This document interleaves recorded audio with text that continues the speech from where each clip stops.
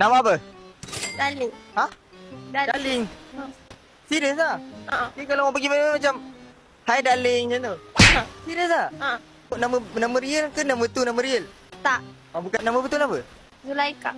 Zulaika. Macam mana boleh terfikir nak letak nama darling yang macam Hi darling macam tu macam. Darling ni bapa saya panggil saya Darling. Dah tak special lah bapak awak. Umur berapa sekarang? Cuba teka. Cuba teka. Kenapa awak macam nervous ni? Awak okey tak? Awak okey tak? Awak macam shaking-shaking ni awak okey tak? Okey, umur berapa sekarang? 18. 18? Tipu je. Tipu je, bukan 18 lah. Bukan.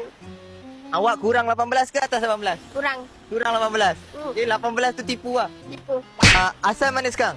Asal Sabah. Duduk. Asal Sabah. Orang Sabah bah. Orang mana? Orang Tenom?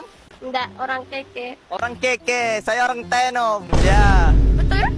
Nak tanya soalan. Soalan paling famous 2025. Pernah bercinta tak? Kalau nak menipu kata tak, pernah viral dulu. Dengan dia lagi ke dah putus lah? Dengan dia lagi. Dengan dia lagi? Dulu ada ex tak? Ada. Ada. Ada. Macam mana boleh putus dengan dia? Problem ah, ada problem ah. Dia problem lah. Maksudnya dia problem tu macam mana? Pelik ah problem dia. Okay, contohlah. Kalau video ni dia tengok, kalau FIP dia, apa yang awak nak cakap kat dia? Fikir dulu boleh Ajal. Fikir dulu. Okay, pergi sana dulu, fikir sana dulu. Dah ke? Dah fikir dah nak cakap apa kat dia? Tak.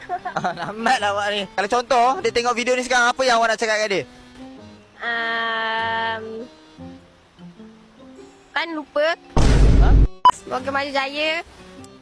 Jadi budak tafiz yang elok. Oh, dia budak tafiz. Orang kata jangan percaya budak tafiz. Betul. Itu percaya. Jangan percaya budak tafiz. Memang betul.